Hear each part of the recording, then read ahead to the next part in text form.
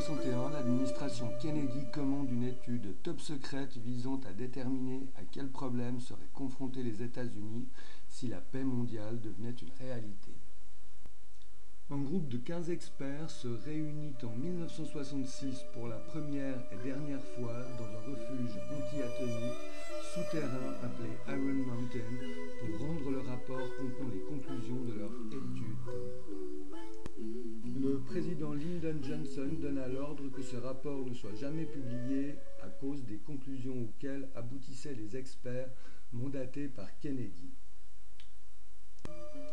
Conclusion 1. La guerre est nécessaire pour souder la nation.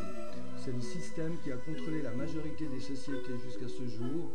De plus, la guerre génère des emplois, d'énormes profits et favorise le progrès technologique. Elle renforce l'unité nationale et les nationalismes. La fin des guerres impliquerait donc une perte de la souveraineté nationale et la fin des États-nations, alors que de se préparer à la guerre est le ciment de l'unité nationale. Conclusion 2.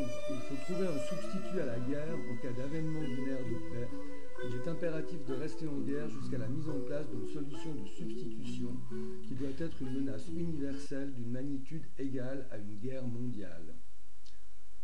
La pollution planétaire entraînant des changements climatiques cataclysmiques semble être une solution facilement réalisable et hautement profitable pour instaurer des lois d'exception et permettre aux industries de réaliser d'énormes bénéfices pour combattre les conséquences de la pollution qu'elles ont créée dans un premier temps.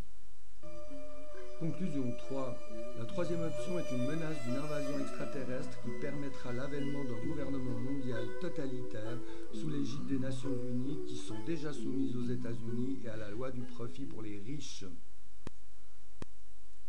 Deux de ces conclusions font déjà partie de l'agenda des décideurs du Forum économique mondial ou du G8 qui font la part belle cette année aux menaces climatiques en se rendant à Davos dans leur jet privé et les médias regorgent de vidéos sur les ovnis. Quand est-ce que nos politiciens nous annonceront officiellement l'existence des petits hommes verts et exigeront de nous la soumission la plus totale à l'échelle planétaire pour combattre cette nouvelle menace ?